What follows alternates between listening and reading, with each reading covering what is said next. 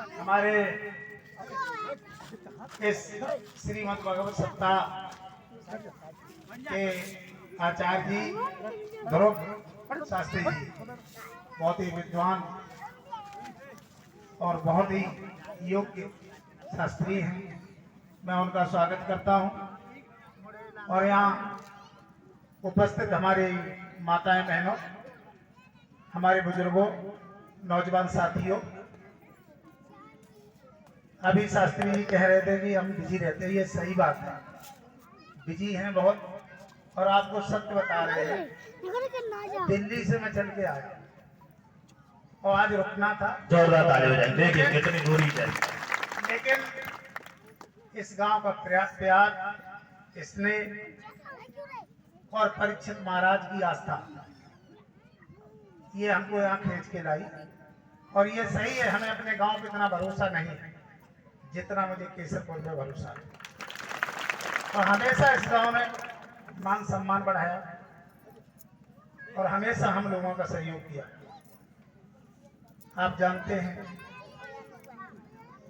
कि किस परिस्थिति से पूरा परिवार निकल के आया है।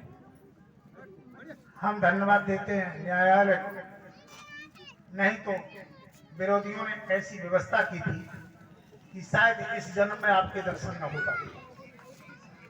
लेकिन आपकी दुआएं, मैं जानता था कि मैं जेल में था, लेकिन हमारी माताएं बहनें, हमारे बुजुर्ग, हमारे भाई सभी ये प्रार्थना करते थे कि अध्यक्ष जी बाहर निकलें, विधायक जी बाहर निकलें। तो आप लोगों की दुआएं, आप लोगों की प्रार्थना भगवान ने सुनी और न्यायालय ने जमानत दी। तब आज हम आपके दर्शन करने में सक्षम हुए। हम अपनी आज ये कथा भागवत चल रही है, हमारी माताएं बहनें, हमारे लोग कथा सुनने आए हैं, तो मैं ज्यादा आप लोगों के बीच में बाधा नहीं बनेगी और बस ठीक है। तो बाधा तो हम नहीं बनेंगे, क्योंकि आज आप शास्त्री जी को सुनना चाहते हैं। हम तो रोज के व्यक्ति, हम रोज आएंगे, रोज सुनो, लेकिन आज ज्ञान की बातें सुनो। नेता आ जाते हैं, हम आपके लिए नेता नहीं है, हम तो आपके परिवार के, आपके घर के व्यक्ति हैं। जब चाहोगे तब आ जाएंगे। बस ये है कि याद जरूर रखना है कि जो हुआ है, ऐसा इतिहास में कभी नहीं हुआ। ऐसे ऐसे हीनियस मुकदमे जो हमने सोचा भी नहीं था कि इस तरह के मुकदमे लगाए जाएंगे। विधायक जी की उम्र देखी आपने, उनको भी 3.5 साल के। ये अन्याय, अत्याचार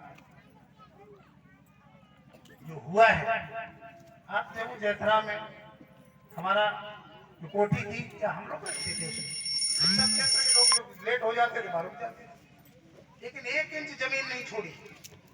लेकिन हमारे पास जमीन है, ये पूरा क्षेत्र हमारा है, जहां चाहेंगे वहां रात को रुक जाएंगे, कोई दिक्कत नहीं। मेरे घर, ये सब घर हमारे हैं, बढ़िया हमारी माताएं बहनें खाना बनाएंगी, वहां खाएंगे और वहीं रुकेंगे, कोई दिक्कत नहीं। हमने हौसला नहीं तोड़ा, हिम्मत नहीं तोड़ी, और आप सबके आशीर्वाद से आज आपके सामने खड़े हैं।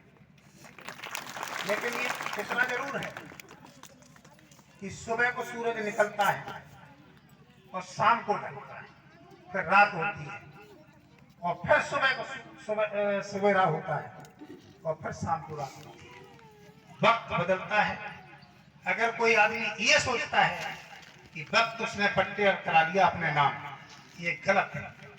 वक्त बदलता है और वक्त कभी न कभी बदलेगा। इसलिए मैं ज्यादा नहीं कहूंगा, भाषणबाजी ज्यादा नहीं करनी है। बस इतना है कि शास्त्री जी के, हमारे ध्रुव शास्त्री जी हमारे बहुत चाहते हैं, और इनकी ज्ञान भरी वाणी को सुनिए। भगवान कृष्ण हमारे इष्ट देव हैं, उन्होंने जो अपनी लीलाएं की हैं जो उन्होंने अपने जीवन में संघर्ष किया है उसको सुने और ग्रहण करें।